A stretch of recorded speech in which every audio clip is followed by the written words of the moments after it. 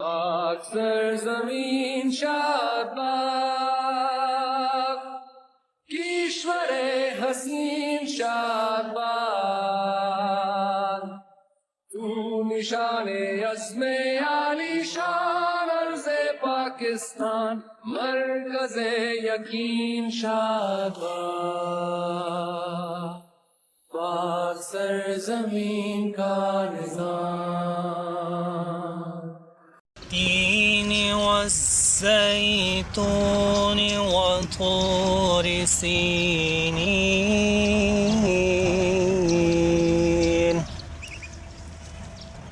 وهذا البلد الأمين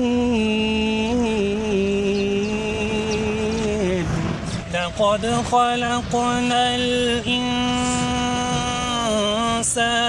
في أحسن سوہنا لازوال آیا، بڑا با کمال آیا، سوہنا لازوال آیا، آقا دا بلال آیا، مدنی دا بلال آیا، سینے نال لان والیا،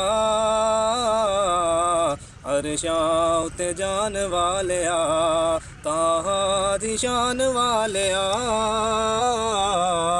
عرشاں تے جان والیا، طٰہٰ دی شان والیا، عرشاں تے جان والیا. آج ہم جس ٹاپک پر بات کریں گے وہ ہے ایک مشنری ٹیچر، مطلب جس کا کوئی مشن ہو، اور ایک ایسا ٹیچر جس کا کوئی مشن نہیں ہے. ان دونوں میں ڈیفرنس کیا ہے؟ یہ موضوع نہ صرف اساتذہ بلکہ ہر اس شخص کے لیے اہم ہے جو کسی بھی انسانیت کی تربیت میں شامل ہے. دنیا کے کامیاب معاشروں میں ہمیشہ ایک فرق نمایاں نظر آتا ہے، اور وہ ہے اساتذہ کی نیت، مقصد اور مشن. تو ابھی جیسا کہ ٹیچر بیان کر رہی تھی، جو کہ اس کائنات کے تاریخ کے سب سے عظیم اساتذہ میں سے ایک بات کہتا ہوں کہ ایکسٹرا نالج تھی. اس سے بچے کا جو ہے انٹرسٹ بڑھے گا اپنی جو بھی سبجیکٹ آپ پڑھا رہے ہیں. اگر آپ صرف کتابی ٹیچر ہیں، بچوں کو کتاب پہ رٹا لگوانے پہ لگے ہوئے ہیں، تو میرے خیال سے یہی وجہ ہے کہ بچوں کو یہ پڑھائی سے اتنا لگاؤ نہیں ہے. تو ہمیں ان ہر سبجیکٹ میں یہ چیزیں ہیں. اب میں نے چھوٹے لیول پہ دیکھا ہے کہ میتھ میں جو ایون نمبر ہے وہ 2 سے اسٹارٹ کر رہے ہیں، حالانکہ 0 بھی ایون نمبر ہے. اب 0 سر کیسے ایون نمبر ہے؟ 0 کی نہ کوئی ویلیو ہے، اسے کیا سمجھیں؟ بچے پوچھتے ہیں کہ 0 کو ایون کیسے ہم کہیں سر ہے. تو تھوڑا سا اس کا تاریخی پس منظر بھی ہم دیکھ لیتے ہیں. 1947 میں جب بر صغیر کی تقسیم ہوئی تو پاکستان 2 حصوں میں بٹا ہوا تھا. ایک مشرقی پاکستان تھا اور ایک مغربی پاکستان تھا.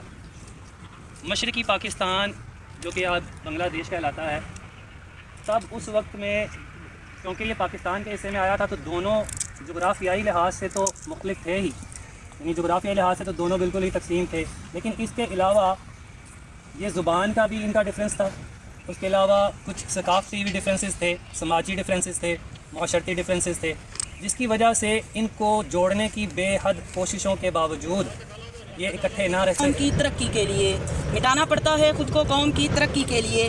یہ کام کوئی معمولی کام تھوڑی ہے. لیکن جناب والا معذرت، انتہائی معذرت کہ آج کا استاد تو اسلامی مشنری استاد کہلا کر فخر محسوس کرنے کی بجائے صرف روپیہ اور دولت اکٹھے کرنے کی دوڑ میں لگا ہوا ہے.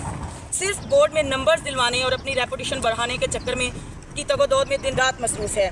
اگر بچوں کی یا اپنی لکھائی اچھی نہیں تو کوئی پریشانی کی بات نہیں. پہنچاتا ہے اپنے جو ہے اپنے سبجیکٹ سے ریلیٹڈ یا اپنے نصاب سے ریلیٹڈ جو ہے ان تک علم ہی نہیں پہنچاتا، اور نہ ہی انہیں کتابوں کے رٹے تک محدود ہے، بلکہ طلباء کی تربیت، ان کی اخلاقی نشوونما اور ان کی شخصیت کو قرآن و سنت کی روشنی میں پروان چڑھانا ہی صرف اسے اپنا جو ہے وہ مشن بناتا ہے. ایسا استاد نہ صرف اپنے سبجیکٹ میں ایکسپرٹ ہوتا ہے بلکہ اس کے ساتھ ساتھ اپنی تعلیمات سے طلباء کو دین، اخلاقیات اور انسانیت کے اعلیٰ اصولوں کی روشنی فراہم کرتا ہے. اس کے علاوہ وہ اپنے طلباء کے لیے خود دین کا ایک عملی نمونہ جو ہے وہ ہوتا ہے. یہاں پر میں آپ سب سے ایک کوشچن کرنا چاہوں گی کہ اگر ٹیچر جو ہے وہ 2 طرح کے ہوتے ہیں. فار ایگزامپل کوئی ایز اے جاب، کوئی ضرورت کے تحت اپنی جو ہے وہ جاب کر رہے ہیں. دوسرا جو ہے وہ کچھ جو ہے وہ استاد اپنا مشن لے کے کچھ نہ کچھ چلتے ہیں. تو میرا کوشچن یہاں پر یہ ہے کہ ایک عام ٹیچر جو ہے وہ ایک مشنری ٹیچر کیسے بن سکتا ہے؟ تو اس کے لیے سب سے پہلے ضروری ہے کہ ایک ٹیچر کو اپنا اسپیسیفک جو ہے وہ اپنے مقصد کا تعین کرنا چاہیے کہ وہ کس ہے. عزت بھی خدا دیتا ہے، رتبہ بھی خدا دیتا ہے. استاد وہ سمندر ہے جو دونوں کو بڑھا دیتا ہے. ماشاءاللہ ماشاءاللہ ماشاءاللہ.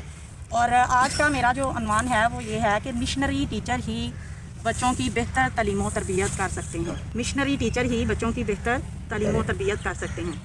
یہاں پہ میں صرف 7 پوائنٹ ڈسکس کروں گی، اور امید کرتی ہوں کہ آپ ماشاءاللہ سے سب ہی سینئر ٹیچر ہیں اور موسٹلی ٹیچر ایسا کر بھی رہے ہیں۔ فرسٹ یہ ہے ٹیچنگ کو بطور پروفیشن نہیں بلکہ بطور ذمہ داری لینا چاہیے۔ ایک بہترین ٹیچر کا کام نہ تو ٹائم پاس کرنا ہوتا ہے اور نہ ہی وہ پیسے کمانا اس کا مطلب مائنڈ ہوتا ہے، اور اچھے ٹیچر کی سب سے بڑی خوبی یہ ہے کہ وہ اپنے پیشے سے محبت کرتا ہے۔ وہ یہ سمجھتا ہے کہ میں کس جگہ پہ فائز ہوں اور میرا پیشہ کیا ہے، اور یہ تو الحمدللہ ہم سب جانتے ہیں کہ یہ پیغمبری پیشہ ہے۔ وہ صرف ٹیچر کو پڑھاتا نہیں ہے بلکہ ان کو عمل پہ اکساتا ہے، خواہ وہ چھوٹی کلاسز ہوں یا بڑی کلاسز ہوں، وہ بچوں کے ساتھ اس طریقے سے ان کو پڑھاتا ہے کہ وہ بعد میں ان کو بھی آؤٹ پٹ کے طور پر لیں۔ جی ٹھیک ہو گیا سر، ابھی آپ جج کریں گے کہ اوپن یور آئیز اور ہینڈ ایسے ہی رکھنا ہے۔ یہ سر دیکھیں سب کا جنوب ایک طرف ہے، یہ بات نہیں ہے کہ ایز اے ٹیچر ہمیں پتہ نہیں ہے، دراصل بات صرف یہ ہے کہ جیسا ہم مطلب کہتے ہیں نا کہ اپنی سوچ کے مطابق ہم وہ کام کر رہے ہوتے ہیں، تو پھر یہ بھی ہم سوچ نہیں رکھ سکتے کہ یہ سارے بچے جو ہیں ان کا لیول ایک جیسا ہے۔ ظاہری بات ہے اپنی سوچ کے مطابق انہوں نے جواب دینا ہے۔ نبی کریم صلی اللہ علیہ وسلم کیسے معلوم تھے، تو اس کے لیے میں سب سے پہلے قرآن پاک کی ایک آیت آپ کو بتاؤں گی، اور یہ جو موضوع ہے قرآن پاک کی اس آیت کو سمجھنے سے اس کا ترجمہ جو ہے وہ دیکھنے سے ہے اس کا چل جائے گا۔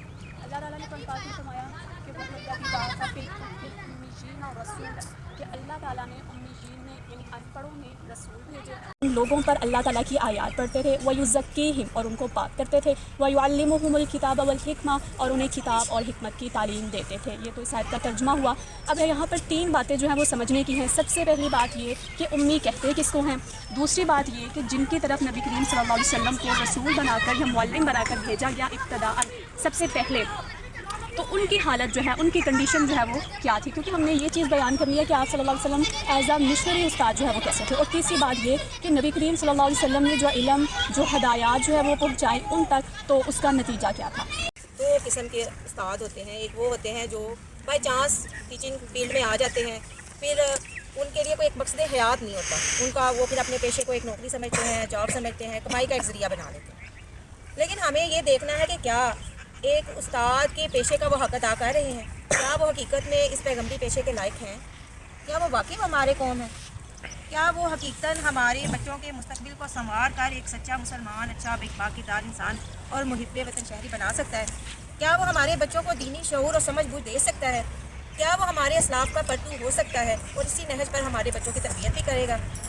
ان تمام سوالات کا جواب دینے کے لیے جو ہے وہ ہم ایک جب جانچ پڑتال کرتے ہیں وہ بالکل ایک سائڈ پہ تھا، اور عام علاقوں میں بھی آپ کو ایسے ملے گا۔ تو رات جب میں نے اس کے اوپر کل تھوڑی سے جب ورک کیا تو اس نے بہت ایک تفصیلی مضمون تھا، کسی سالے میں چھپا۔ اس نے کہا کہ جب یہاں پر کرسچن آئے تھے تو انہوں نے دو طبقوں پہ زیادہ کام کیا، ایک بہت غریب طبقے اور ایک بہت امیر طبقے۔ غریب طبقوں پہ تو انہوں نے اس لیے کام کیا کہ چلو یہ ہیں تو غریب، ابھی تو یہ کچھ نہیں کر سکیں گے، لیکن ان کی آئندہ آنے والی نسلیں جو ہیں تو انہوں نے ان غریبوں کے لیے کہیں ان کے لیے ہسپتال بنا دیا، اسکول بنا دیا، ان کو جا کے فری میں علاج کرتے تھے، ان کو کھانے پینے کی چیزیں دیتے تھے۔ وہ لوگ بیچارے بھوکے ننگے تھے، انگریز آیا ہوا تھا، وہ مسلمان تھے زیادہ تر یا ہندو بھی تھے، ان میں ہندوؤں میں جو غریب تھے وہ ویسے ہی جلت تھے، کر دیا ان کو جیل میں بند کر دیا، ان سے جائیدادیں چھین لی، تو وہ بیچارے اب اپنے غریب مسلمانوں کی مدد کیا کرتے، لہٰذا انہوں نے وہ جو غریب مسلمان تھے وہ بھی مجبور تھے، غریب ہندو بھی مجبور تھے، سکھوں میں سے بھی جو تھے وہ بھی مجبور تھے، تو انہوں نے اب آپ دیکھ لیں کہ ان کی جو محنت ہے وہ عیسائیوں کے بچے آج پاکستان میں باقاعدہ وزیر بنے ہوئے دیکھنے کی تھوڑی ہوتی ہے کہ ان میں سے جتنے بچے محنت کر کے غریبوں کے بچے سائنسدان بنتے ہیں، غریبوں کے بچے ٹیکنالوجی میں آگے آئے ہوئے ہیں، تو وہ ان کی یعنی اگلے کئی 100 سالوں کی جو ہے نا پلاننگ کر کے لے رہے ہیں یہاں پہ، اور انہوں نے یہ سب سے زیادہ کام ان کے ٹیچرز نے کیا۔ دوسرا انہوں نے یہ کہا کہ جو امیر ترین طبقہ تھا اس کے لیے انہوں نے اسکول بنانے کا